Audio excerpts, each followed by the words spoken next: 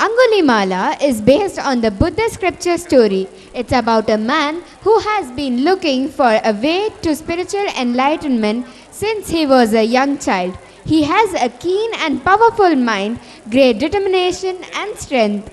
This story is a perfect example of committing a sin and repenting it later and going for a penance. Buddhists consider Angulimala as a symbol of spiritual transformation.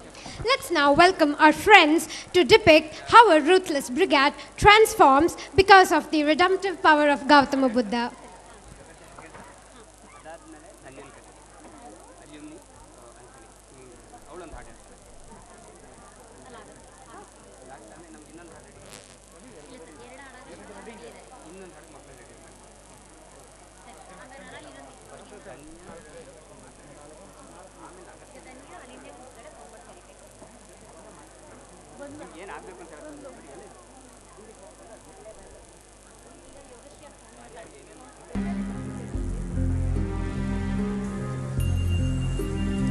एक क्षण एक दिन को बदल सकता है, एक दिन एक जीवन को बदल सकता है और एक जीवन पूरे विश्व को बदल सकता है। सत्य और अहिंसा के मार्ग को दिखाने वाले भगवान बुद्ध दिव्य आध्यात्मिक विभूतियों में अग्रणी माने जाते हैं। भगवान बुद्ध लोक कल्याण के लिए अपना सर्वस्व त्याग दिए। गौतम बुद्ध अपने अनमोल उपदेशों से जिंदगी को सही तरीके से जीने का मार्ग बताए, जिससे अनेक लोगों के जीवन में परिवर्तन आया। उन लोगों में अंगुलीमाल नामक एक डाकू भी था। भगवान बुद्ध के उपदेशों को सुनकर अंगुलीमाल का मन परिवर्तन हुआ। वह भगवान बुद्ध के शिष्य बन गया। छात्र इस कहानी को नाटक के रूप में प्रस्तुत करने जा रहे हैं।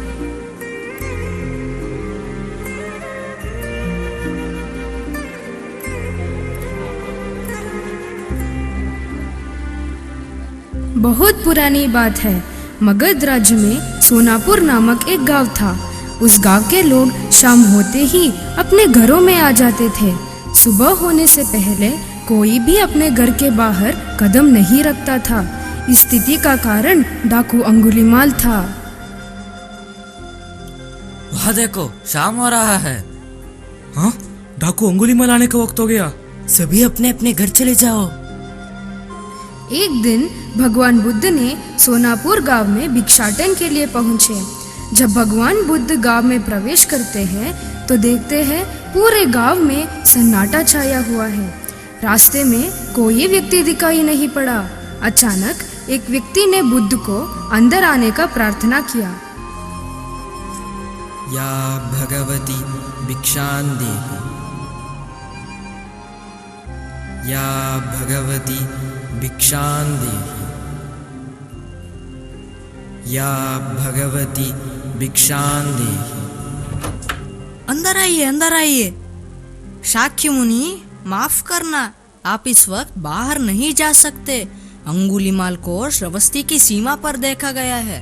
पूरे गांव के लोग डर के मारे अपने घरों के खिड़की और किवाड़े बंद करके बैठे हैं। कौन है ये अंगुलीमाल और उससे इतना भय किस कारण से? अंगुलीमाल एक राक्षस है। उसे जो भी मनुष्य मिलता है, बच्चा, वृद्ध, स्त्री या सन्यासी, वह किसी को भी जीवित नहीं छोड़ता। महाराज के सिपाही भी उससे डरते हैं। वे भी उसे पकड़ ना पाए। धन के लालच में? नहीं, उसे धन से कोई लालच नहीं है। जब भी वह किसी प्राणी पर वार करता है, उसका उंगली को काटकर अपना गले का माला बनाता है। इसलिए उसका नाम अंगुलीमाल पड़ गया। और ये भी सुना है कि जब वो 100 उंगलियों का माला अपने गले में बांधेगा तो उसका विनाशक शक्तियाँ और भी बढ़ जाएगी। आभार आपका, आपने मुझे उसके बारे में बताइए। मुनि जी, आप बाहर मत जाइए। अंगुलीमाल आप पे भी वार कर सकता है। भय से अपनी राह छोड़ दी, ऐसे मैंने कभी नहीं किया। मुझे भिक्षा मांगते हुए देख जन जन के हृदय में अंगुलीमाल का भय कम होगा। भगवान बुद्ध वहां से वापस चले जाते हैं।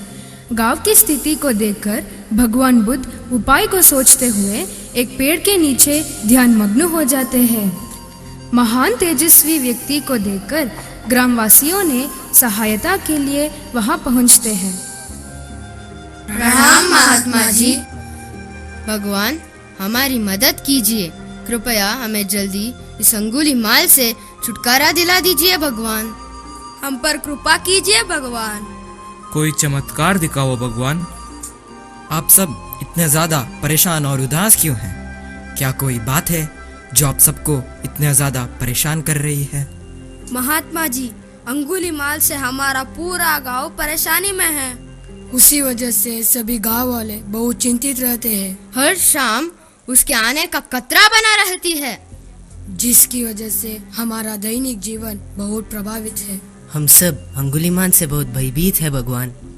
आप सब इतने ज्यादा भयभीत हैं। आप चिंता मत कीजिए, बहुत ही जल्द आप सबको अंगुलीमाल के आतंक से छुटकारा मिल जाएगा। धन्यवाद महात्मा जी। भगवान बुद्ध के वचनों को सुनकर गांव के लोग खुशी से वापस चले जाते हैं। ध्यानमग्न बुद्ध को अचानक एक आवाज सुनाई पड़ता है। शिष्य को जानकारी प्राप्त करने के लिए भेजते हैं।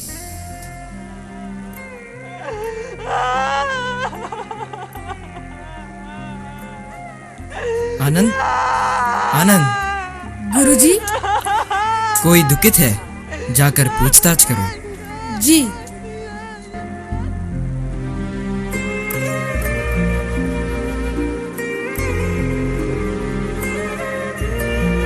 गुरुजी, गुरुजी, वह एक व्यापारी की पत्नी है। उसका पति और पुत्र व्यापारी दल के साथ जंगल के रास्ते में जा रहे थे, पर पीछे रह गए। जब लोग उनके खोज के लिए वहां वापस लौटे तो पाया वे मरे पड़े थे। उनको किसी डाकू ने मार डाला था। उनकी उंगलियां कटी हुई थी, इसलिए लोगों को विश्वास हो गया है कि ये काम अंगुलीमाल की है। मैंने लोगों को इस डाकू के विषय के बारे में बात करते हुए सुना है। जी। ग्रामवासियों के बातों को सुनकर भगवान बुद्ध अंगुलीमाल को ढूंढने के लिए जंगल की ओर चलते हैं। अचानक बुद्ध के सामने अंगुलीमाल आकर खड़ा हो जाता है। भगवान बुद्ध अंगुलीमाल को अहिंसा का उपदेश देते हैं।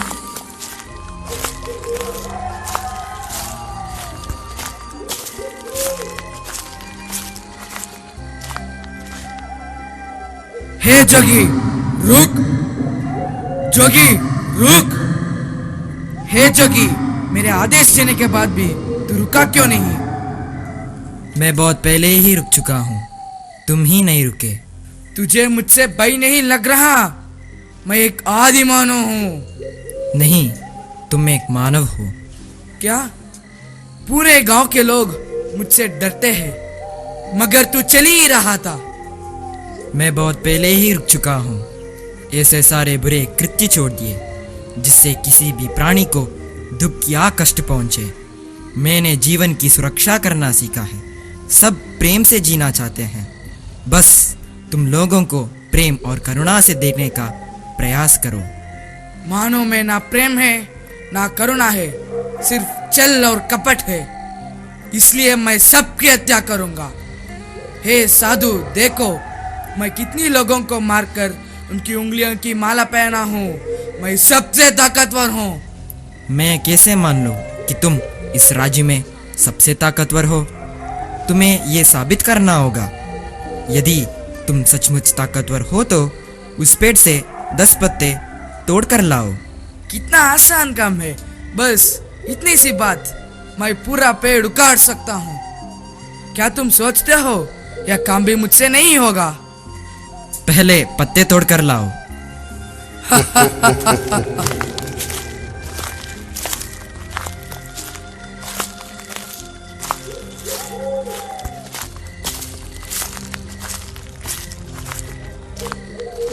ले लो 10 पत्ते। अब इन पत्तों को उस पेड़ पर वापस लगा दो। टूटे हुए पत्ते कहीं वापस लगते हैं क्या? जब तुम इन पत्तों को वापस नहीं जोड़ सकते तो तुम सबसे ताकतवर कैसे हुए?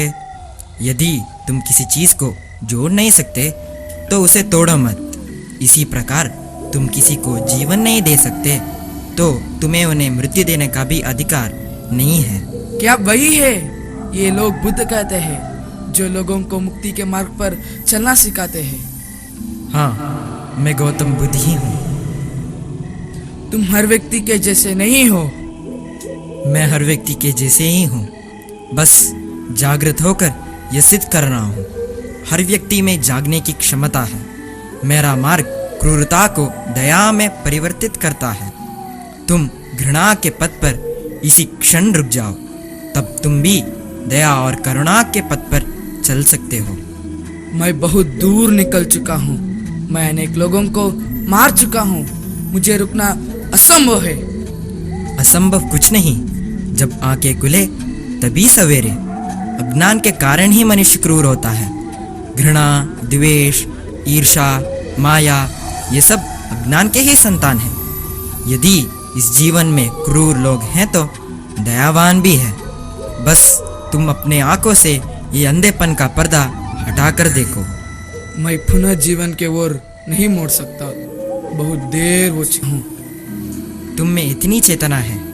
तुम जानते हो कि जो तुमने किया था वो बुरा था, जिसका अर्थ है कि तुम में इतना समझ है कि क्या बुरा है और क्या अच्छा है।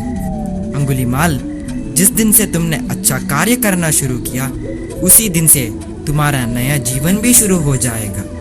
मैं कितनी भी अच्छे कार्य क्यों ना करूं, लोग मुझे उसी दृष्टिकोण से देखते हैं और मुझे आराम से जीने नहीं देंगे। यदि तुमने हिंसा का मार्ग छोड़ा तो मैं तुम्हें मार्ग दिखलाऊंगा। तुम्हारी संरक्षण करूंगा। तुम्हें लोगों की घृणा से बचाऊंगा। बस पहला कदम तुम्हें ही उठाना होगा। क्या है हो सकता है? अवश्य हो सकता है। तुम में असामान्य बुद्धि है अंगुलीमाल। तुम आत्मज्ञान के पथ पर बहुत आगे जाओगे। मैं आपको वचन देता हूँ, मैं सारे बुराई के रास्ते छोड़ दूंगा। आपके पीछे करुणा के पथ पर चलना सीखूंगा।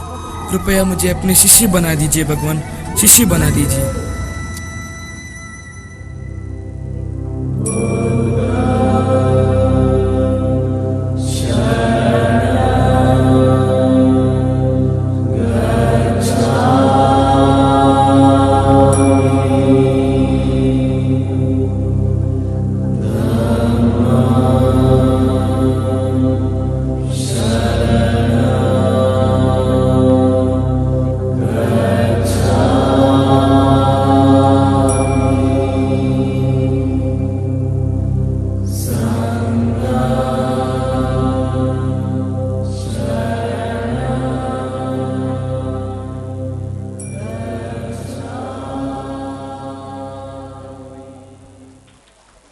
A Murderer's Road to Sainthood. The story of Angulimal teaches us that the possibility of awakenment can be awakened in the most extreme of circumstances. People can and do change and are best influenced by persuasion. So, make a choice to take a chance and bring a change. Now, I would like to introduce the characters who played in the drama. I am Shreya, who took part as a narrator, Kalyanpur Deepak as Gautam Buddha, Deepak Vishnu as Angulimal, Yajat as a disciple of Gautam Buddha, Jeevan, Ajay, Krishik, Dhruva, Amog, Manish, and Bharat as the villagers. Thank you.